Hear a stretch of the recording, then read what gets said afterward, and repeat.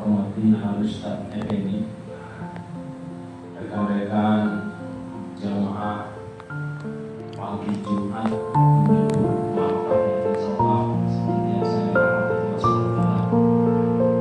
Bersyukur kepada Allah SWT pagi yang baik ini kita masih diberi kesempatan.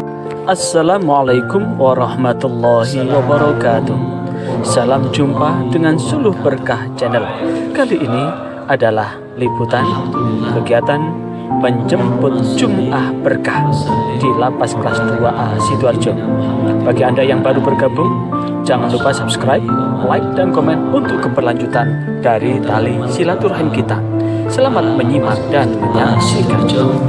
Bapak Haji Sugeng Hardono, AMD IP Ilmu Pemasyarakatan SHMM. Yang saya hormati Ibu Kasubag TU Ibu Evi Andriani SE. Yang saya hormati Bapak Kepala KPLP Bapak Prayoga Mubarok, Bapak segenap Bapak kasih, mulai dari Bapak kasih bimbingan Nabi, Bapak kasih kegiatan kerja, Bapak kasih administrasi keamanan dan tata tertib, segenap kasubsi dan seluruh pegawai baik fungsional, struktural maupun pelaksana yang ada di Lapas Kelas 2A Sidoarjo ini. Tadi sudah kita mengawali sesuai dengan janji Rasulullah bahwa seseorang yang berkumpul di satu tempat dan tidak ada dilakukan kecuali hanya berzikir kepada Allah, maka Allah mengutus malaikat-malaikatnya untuk berada di tempat itu, seraya malaikat itu berdoa membentangkan sayapnya tanpa kita sadari. Di saat ini malaikat telah membentangkan sayapnya buat kita semua, sekaligus mendoakan buat kita dengan doa Allahumma hamhum, Allahumma firlahum. Ya Allah, rahmatilah mereka, ya Allah, ampunilah mereka. Bahkan sesuai dengan janji Rasulullah, malaikat itu kemudian mencurahkan rahmatnya dari rahmat yang Allah sediakan. Karena itu di Jumat ini, betul-betul Jumat ini yang merupakan awalan, ini adalah awalan dalam menjemput keberkahan.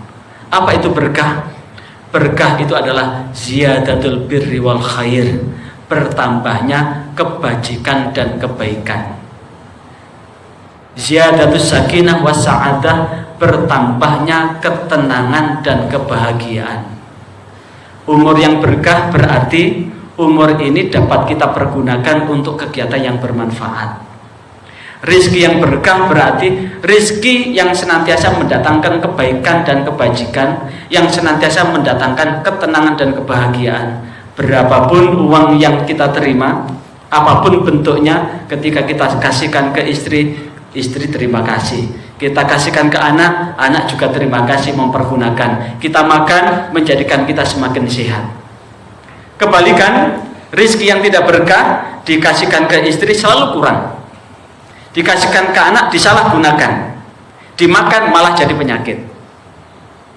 Maka sesuai dengan ini, mumpung juga malaikat kumpul, maka saya doakan yang hadir pada kesempatan ini, yang sudah menikah, mudah-mudahan dimudahkan oleh Allah untuk mampu membangun keluarganya sakinah mawaddah warahmah. Amin. Yang belum menikah, mudah-mudahan yang laki-laki saya doakan mendapatkan jodoh perempuan di tempat ini Pak Ustaz ya? Dan di tempat ini. Amin.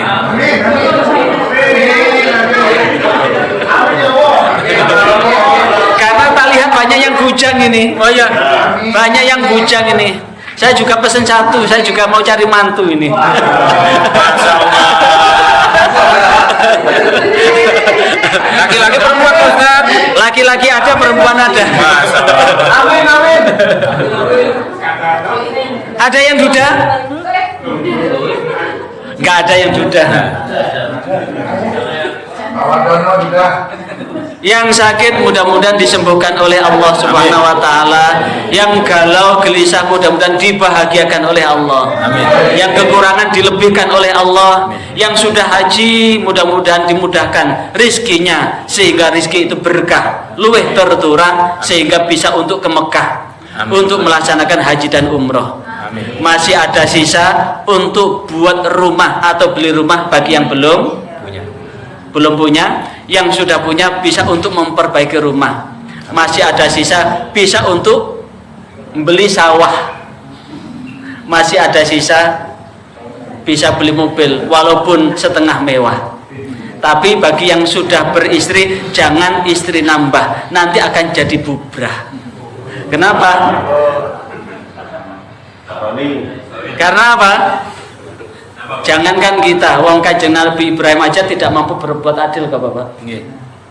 Bisa ditanya ibu-ibu, mau ibu-ibu dicarikan adik lagi? Tidak mau. Karena apa? Bagaimanapun juga hati itu tidak bisa dibagi. Makanya Allah sendiri kan menegaskan, memang di dalam Al-Quran fankihu ma toba lakum minan nisa masna wa thulatha ruba. Nikahilah perempuan yang engkau condonginya 2, 3 atau 4. Bahkan ada yang nakalan. Masna itu 2 kali 2. Waruba 3 kali 3. Wafulasa 3 kali 3. Waruba 4 kali 4. Ada yang nakalan begitu hingga ada di Jawa Tengah sampai 16. Karena menerjemahkan ruba itu adalah 4 kali 4. Tapi sekali lagi tidak ada satupun yang mampu berbuat adil. Kenapa? Allah ta'dilu walau harastum. Sekali-kali kamu tidak akan mampu berbuat adil walaupun kau sangat menginginkannya. Karena itulah doa saya, istri yang solihah itu lebih baik. Satu itu akan melebihi 1000 daripada 1000 istri tapi tidak solihah. Kenapa? Istri yang tidak solihah itu istri yang senantiasa memprovokasi untuk tidak berbuat baik. Maka pada kesempatan ini sesuai dengan topik ini adalah menjemput berkah. Berkah apa yang kita dapat? Hadirin yang berbahagia, segala sesuatu yang ada ini ada manfaatnya, ada gunanya, ada fungsinya. Contoh, seseorang menggali tanah untuk dijadikan sumur, tujuannya adalah untuk diambil apa? Untuk diambil airnya. Lantas bagaimana jika sumur itu digali tapi tidak diambil? Maka lama-lama air sumur itu akan keruh. Bahasa Jawanya banger. Rumah didirikan tujuannya adalah untuk ditempati. Kalau rumah didirikan kemudian tidak pernah ditempati, tidak pernah dibersihkan, walaupun rumah semewah apapun cepat rusak. Makanya kalau ada rumah kosong ini kalau tidak ditempati disewakan. Kalau tidak maka selain kosnya juga lebih mahal, tapi juga apa yang tersedia di rumah itu lama-lama namun pasti akan mengalami kerusakan. Makanya Rasulullah Sallallahu Alaihi Wasallam di dalam Tarbiyatul Tifil Ru'yatul Islam digambarkan di situ ada satu rumah yang kemudian rumah itu penghuninya ada 5 orang. 5 orang itu berarti suami, istri, anak 3. Bikin kamar 5. Kira-kira ada kamar yang kosong enggak? Yang jelas suami istri 1 kamar. Ada yang kosong 1. Berarti masih kosong 1. 1 yang kosong itu kata Rasulullah itu membuatkan setan. Jadi dalam satu rumah adalah 1 kamar, yang kosong itu kata Rasulullah buatnya setan. Apalagi kalau kemudian bikin rumah dan sebagainya. Artinya apa? Seseorang buat rumah karena memang sebagai sebuah kebutuhan. Karena sebagai sebuah kebutuhan, ya rumah ini kita jadikan sedemikian rupa sehingga rumah yang kita buat ini betul-betul rumah yang merupakan cermin dari yang digambarkan oleh Rasulullah, baiti jannati. Rumahku adalah surgaku. Gambaran rumahku adalah surgaku itu adalah rumah yang bagaimana? Adalah rumah ketika kita pulang ke rumah tidak kepingin keluar lagi. adalah rumah yang ketika kita masuk rumah itu kita tambah tenang, bukan tambah gelisah. Lihat istri yang semakin hari semakin cantik dan manis, kayak ibu-ibu ini kan, manis-manis ini. Ibu-ibu pun pulang begitu, lihat suami begitu tampan, semakin gagah. Tidak ada yang paling tampan kecuali suami yang ada di rumah, dan tidak ada perempuan yang lebih cantik kecuali istrinya yang ada di rumah. Kalaupun toh kemudian ketika kita menempatkan diri bahwa ada yang lebih cantik lagi daripada dibanding rumah, maka itulah awal dari sebuah apa?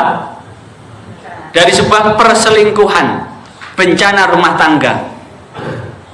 Kalau sudah terjadi perselingkuhan, tidak pernah ada habisnya, selalu kurang. Apalagi kalau mempunyai memori yang panjang. Memori yang panjang apa? Memori yang panjang itu adalah rumah tangganya bubrah karena apa? Tidak merasakan kenyamanan. Saya sebetulnya dari tahun 2000 sampai 2012, berarti 12 tahun saya dinas di KUA.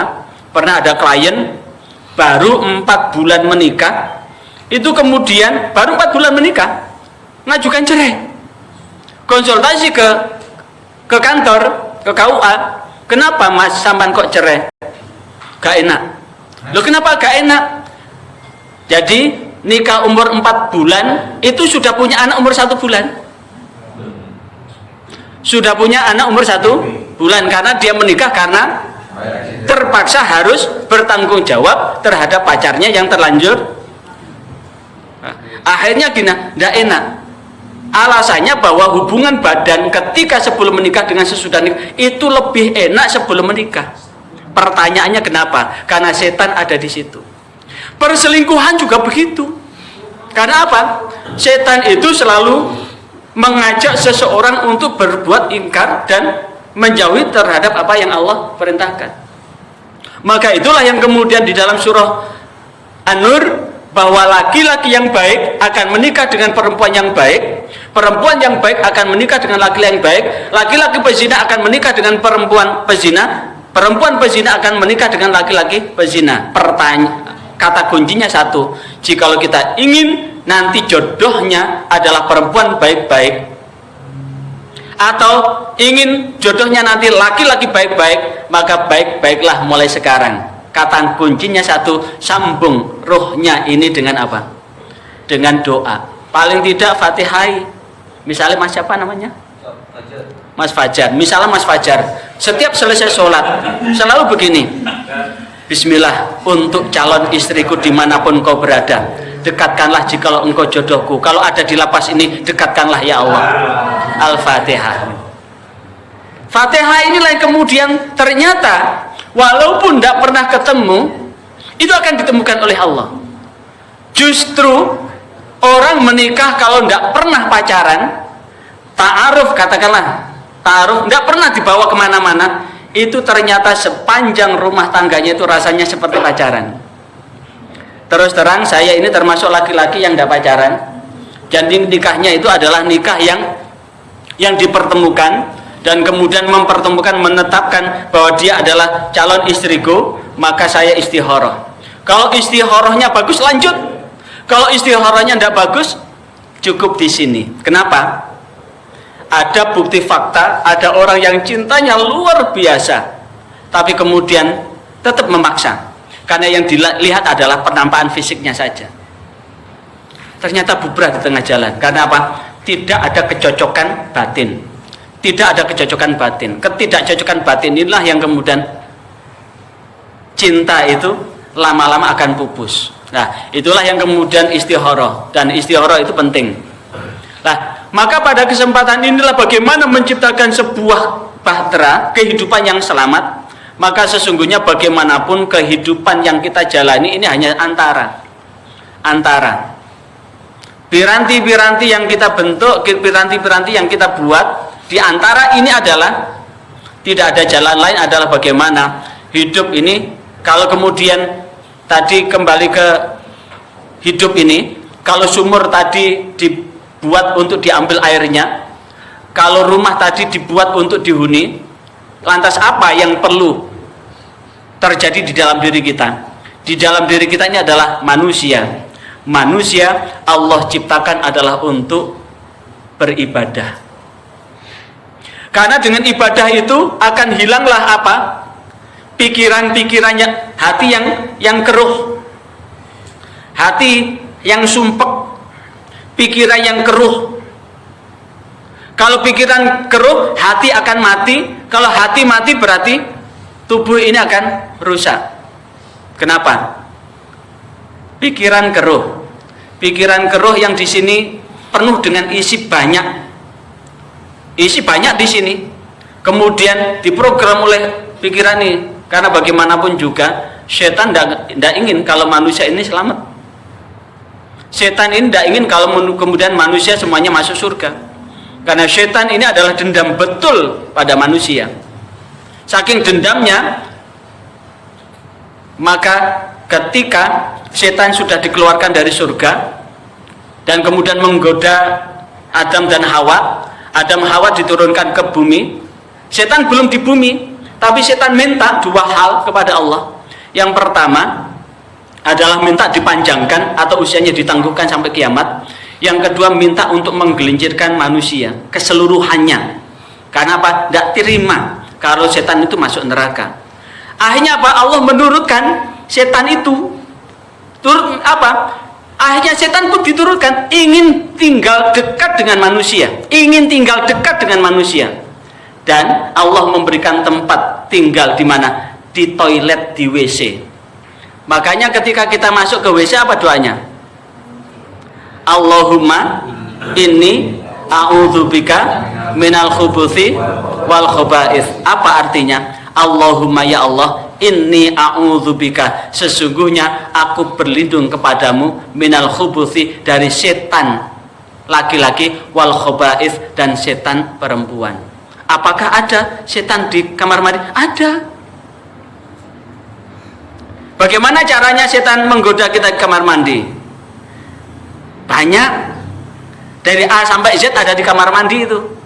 Makanya doa itu penting. Dan masuk ke kamar mandi dengan kaki kiri. Nah, karena setan ingin dekat, lebih dekat lagi. Asyaitan yajri fi majri dam. Setan itu berjalan di aliran darah kita. Berarti ada di nafsu kita. Nafsu inilah yang kemudian akan mendorong kita, terus mendorong. Dan yang paling membuat kita semakin celaka, keruhnya pikiran ini tidak ridho, tidak ikhlas dengan apapun yang dilakukan. Bekerja tidak ikhlas dengan pekerjaannya, berteman tidak ikhlas betul. Masih ingat? Banyak teman di meja makan. Banyak teman di meja makan, saat makan teman, tapi kalau di luar itu bukan teman. Banyak teman saat kita sedang naik daun, tapi ketika kita jatuh udah satu persatu. Apalagi panjenengan berhadapan dengan ayat-ayat kauniyah, dengan orang-orang yang banyak kena musibah, banyak kena ujian, dan itu sebetulnya adalah ayat-ayat kauniyah yang sangat nyata. Dan ketidakikhlasan inilah yang kemudian menjadikan pikiran ini keruh. Sifat hasud, iri, dan dengki akan menjangkiti ini. Dan inilah yang kemudian akan, sifat hasud itu apa? Tidak senang dengan orang lain, tidak nyaman dengan orang lain. Kalaupun toh berteman hanya sekedar di muka kayak di depan seperti itu, di belakang seperti ini, dan sebagainya. Tidak sedikit yang seperti itu. Tidak sedikit teman yang hanya memanfaatkan posisi kita, keadaan kita, dan sebagainya.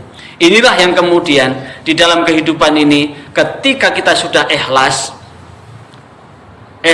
berarti kita menjadikan diri kita ini ibadah karena Allah.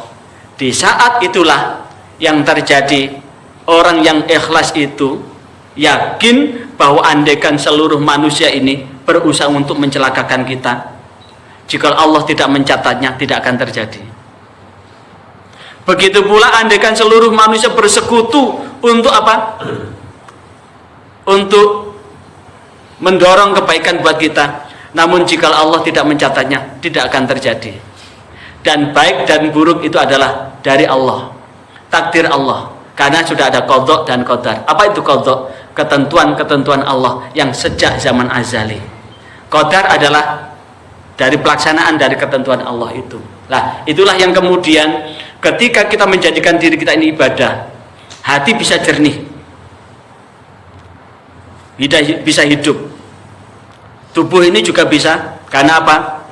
Kemanapun kita akan tetap yakin kok, cepat atau lambat kita akan meninggalkan dunia ini. Sekali lagi, cepat atau lambat kita akan meninggalkan dunia ini. Tapi satu pinta kita, kapanpun sang malaikat maut mencabut, kita ditinggal dan meninggalkan dunia ini dalam husnul khotimah. Itulah yang menjadi harapan kita. Tapi sebelum itu, jikalau masih bujang, kasih kesempatan untuk nikah dulu ya. Jikalau sudah menikah, anaknya masih kecil-kecil, kasih kesempatan untuk mengentaskan anak-anak dulu. Jikalau anaknya sudah waktu menikah, kasih kesempatan ya Allah untuk menyaksikan cucu-cucu. Jikalau kemudian kasih kesempatan untuk tetap sehat dan berakhir dengan husnul khatimah. Itulah yang kemudian saat kita melakukan aktivitas itu, kata kuncinya hanya satu, ikhlas. Karena orang yang ikhlas itu tidak akan mampu digoda oleh setan. Dan itu dijanjikan sendiri oleh setan kok. Saat setan minta, setan jawab, illa ibadaka minhumul mukhlasin, kecuali di antara hambamu yang ikhlas. Hamba yang ikhlas itu adalah menggantungkan seluruh takdir-takdir hanya kepada Allah. Monggo sarang-sarang kita baca ini zikir penenang hati.